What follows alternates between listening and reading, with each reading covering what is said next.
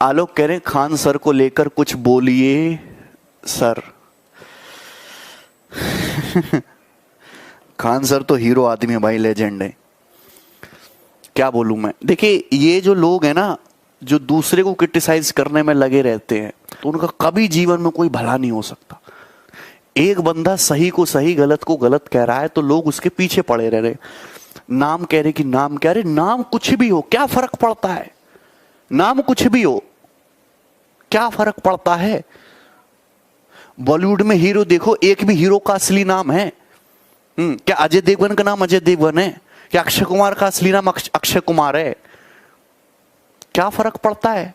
नाम और धर्म से कभी किसी व्यक्ति को जज नहीं करा जाता, नॉलेज से जज करा जाता है। 26-27 साल की एज में उन्होंने जो करके दिखाया वो दूसरा किसी आदमी ने करके दिखाओ पूरे भारत में, तो बताओ हमें। नाम के पीछे पड़े रहे।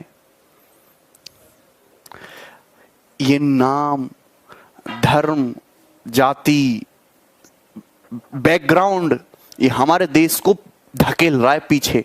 करो।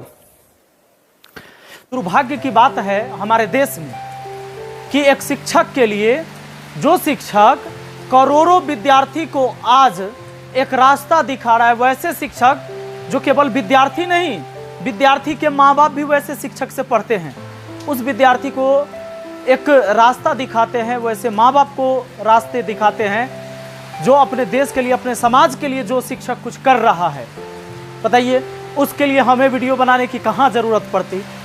बहुत सारे बच्चे कमेंट कर रहे कि नहीं सर कुछ बोलिए आप।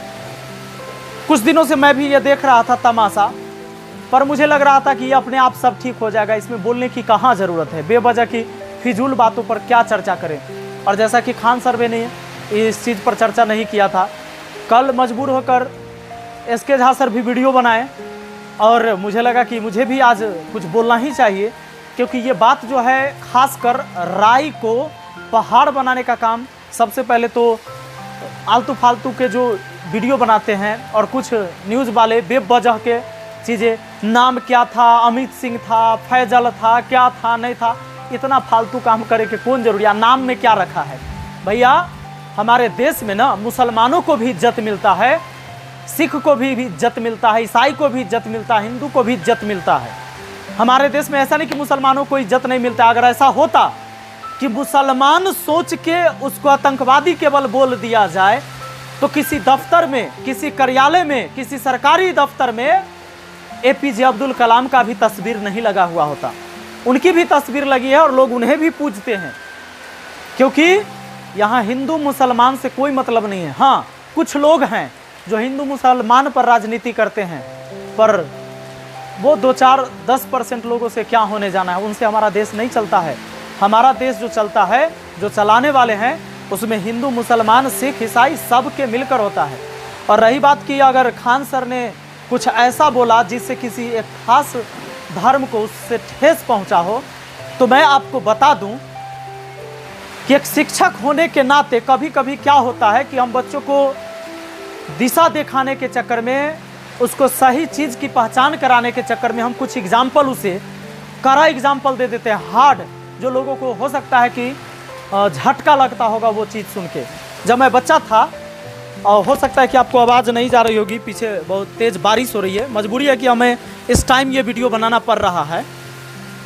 जब मैं बच्चा था तो हमें जो पढ़ाते थे वो शिक्षक एक राजपूत थे, और जब मैं छोटे क्लास में था, सरकारी स्कूल के टीचर थे, और जब हम लोग कुछ गलतियां करते थे तो अक्सर डांटा करते थे, मारते भी थे, और ये कहते थे कि बाप ढेला फोड़ता है तू से ढेले फोड़ते रह जाएगा, अगर नहीं पढ़ेगा तो ढेले फोड़ेगा, बाप भैंसी चढ़ाता है, यह हालत रहा तो तू सब भैंसिया चढ़ाएगा।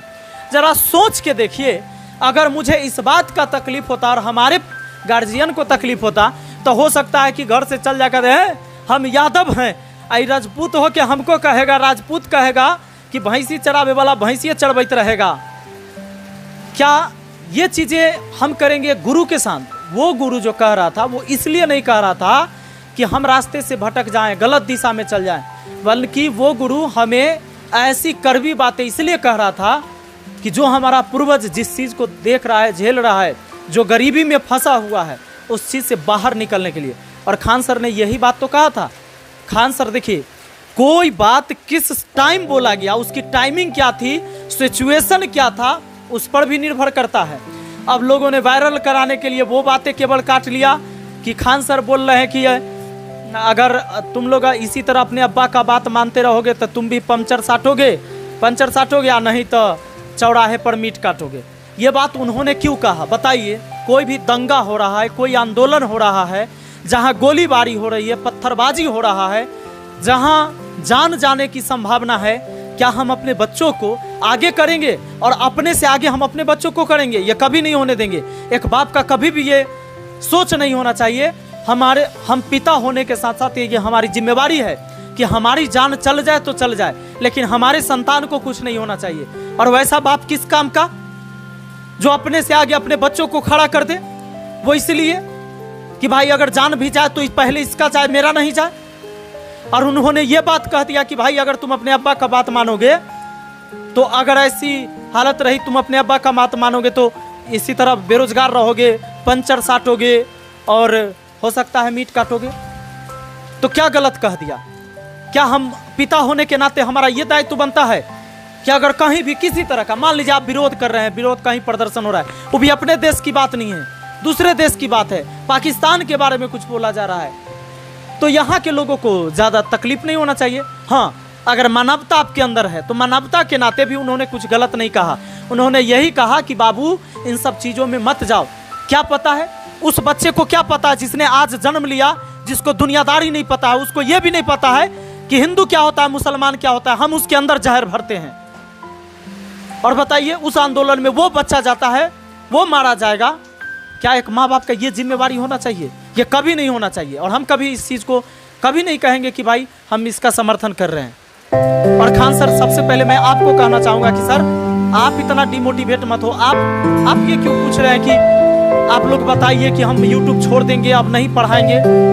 आपको करोड़ों लोग, करोड़ों विद्यार्थी और उसके माँ बाप, हिंदुस्तान के एक एक लोग आपको प्यार करता है। इस बात को याद रखिएगा। आपने एक शिक्षकों को पढ़ाना सिखाया है, एक कमजोर से कमजोर विद्यार्थी को रास्ता दिखाया आपने ये साबित किया है कि कोई भी बच्चे कुछ भी समझ सकता है, कुछ भी सीख सकता है।